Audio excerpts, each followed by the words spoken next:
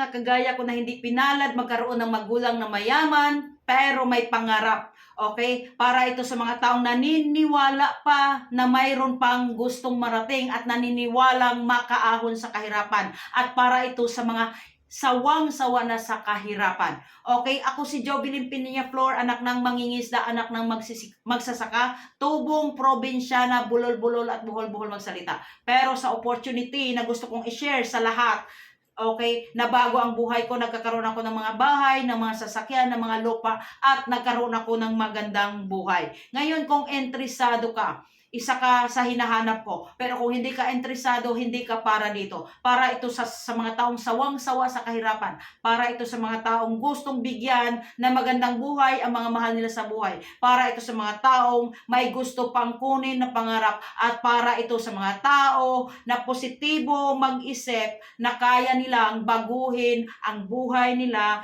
kahit pinanganak silang mahirap. Dahil ang pinanganak ang mahirap, hindi mo kasalanan. Pero kung ikaw ay mamatay mahirap, may pagkakasala ka na rin. Why? Ang daming opportunity na pwedeng magbago sa'yo at magpayaman sa'yo. Kung interesado ka, click mo lang yung link na nasa caption at sa comment section. Doon tayo mag-usap. Yun yung personal messenger ko. See you there.